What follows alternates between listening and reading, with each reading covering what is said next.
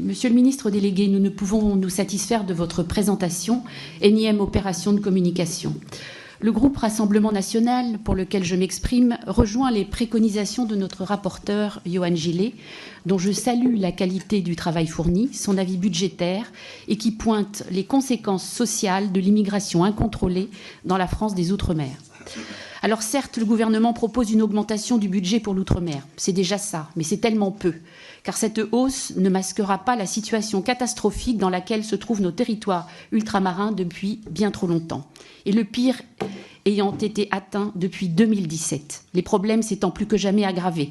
Criminalité croissante, immigration massive, pouvoir d'achat en chute libre, chômage endémique, jeunesse sous le seuil de pauvreté, agriculture en berne, pénurie d'eau potable dans 3 départements français au XXIe siècle, chlordécone, sargasses, octroi de mer anachronique, et je ne parlerai pas ici des aspects concurrentiels de pays tiers au détriment de nos compatriotes ultramarins qui subissent un coût de la vie chère. Comment pouvons-nous accepter de tels écarts, le panier de la ménagère de l'outre-mer étant près de 20% supérieur à celui de l'Hexagone?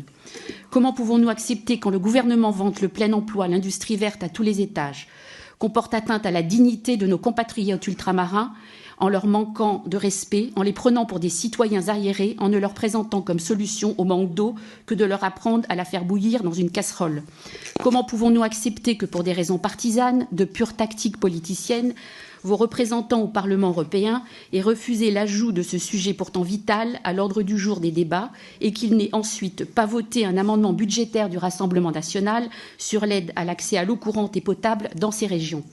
Vous ne créez pas les conditions d'un retour à l'ordre républicain dans nos départements et territoires ultramarins, notamment à Mayotte, en Guyane et aux Antilles, exposés à la criminalité, à la violence, au développement du trafic de stupéfiants et aux effets délétères et ruineux d'une immigration qui pèse en premier lieu sur le quotidien de nos compatriotes ultramarins, comme notre rapporteur le souligne. Rappelons qu'à Mayotte, plus d'un tiers de la population est étrangère, dont au moins la moitié en situation illégale, et que l'opération Wuambushu, censée mettre un terme au chaos migratoire de Mayotte, n'a fait que l'accentuer depuis le retrait des forces de l'ordre et n'aura été qu'un fiasco retentissant. Les territoires ultramarins attendent bien plus que des ajustements de réorganisation du SIOM, des assises, des états généraux et autres livres bleus et blancs de ces dernières années. Les Français des Outre-mer veulent savoir où et comment le gouvernement les emmène à court, moyen et long terme. La France des Outre-mer a besoin d'un électrochoc, d'une vraie politique de croissance et d'autonomie économique. Nous en sommes malheureusement bien loin. Nos amendements répondent en premier lieu aux urgences vitales et tout ce qui favorisera les infrastructures, en particulier pour l'eau.